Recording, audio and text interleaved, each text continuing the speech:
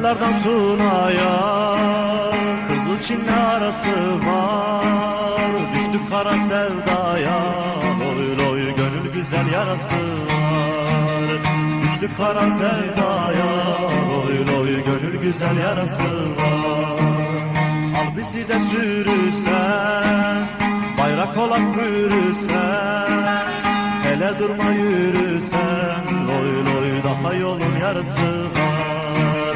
Hele durma yürürsen, loy loy daha yolun yarısı var.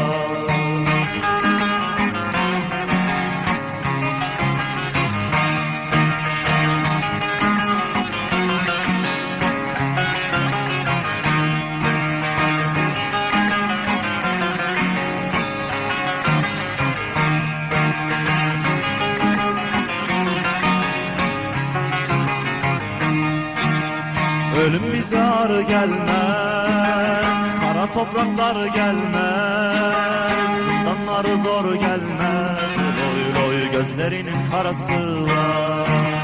Zindanları zor gelmez, loy loy gözlerinin karası var.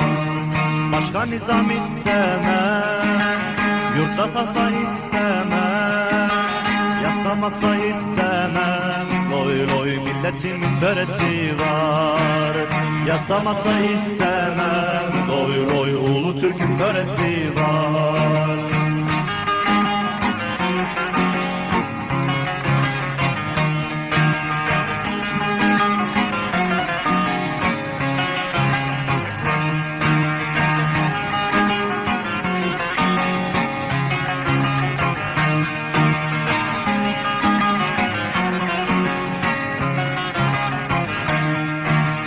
Bir ülkedir uzakta, yaralıdır tuzakta, uzağında kalsak da, loy loy gönlümüzde orası var.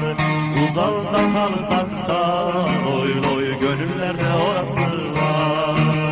Ele surata asacak, zalime kan kusacak, sanma böyle susacak, loy loy fırtınası borası var. Sanma böyle susacak, loy loy fırtınası borası var. Sanma böyle susacak, loy loy fırtınası borası var. Sanma böyle susacak, loy loy her şeyin bir sırası